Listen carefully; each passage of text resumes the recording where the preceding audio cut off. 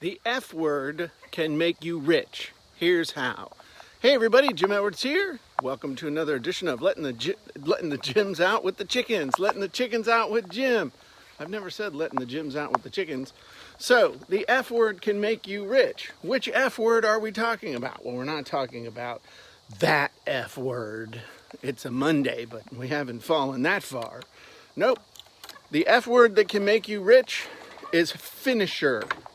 Be a finisher. What am I talking about? Well, it's the 25th of January. Most people's New Year's resolutions are a distant memory.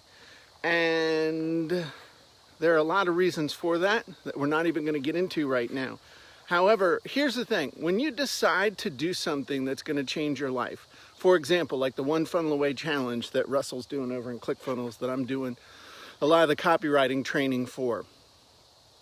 A lot of people, when they first saw that, they signed up and they're like, yeah, I'm going to do this. I'm going to create my funnel. I'm going to get this done once and for all. And you know what? Some of them are still actively engaged in the process. But some of them have fallen by the wayside. As soon as Russell said, hey, you got to do a little work, they're like, oh, man, I'll tell you what. Once they're done with it, I'll come back and I'll go through it all at once. Nah, that ain't going to happen. A lot of people started New Year's resolutions with getting in shape. Man, they walked, they went to the gym, they joined a gym, COVID shut the gym, they bought a treadmill, they bought an elliptical, they bought a weight set, they bought the equipment, and then when it showed up, now it's a hanger for clothes. At some point, we got to finish stuff. Now, I know that there are some things you're like, man, you know, I really don't need to finish this. You don't need to finish that cake. That's true. You don't want to be a finisher there. But when you're comfortable and you make a decision to do something, that's the easy part. David Goggins talks about that in his book, Can't Hurt Me. He talks about, you know, you decide to do things, you're usually fed, watered, comfortable, sitting in your chair, you see something on TV or see something on the internet and you're like, yeah, I want to do that. And then when you get out in the middle of it, you're 13 miles into a 26-mile run and you're like, man, what the heck am I doing? Why am I doing this? And that leads me to my point of this whole video. If you want to be a finisher, you gotta have a strong why. Because if you have a strong why you're doing something, a strong why can overcome any how.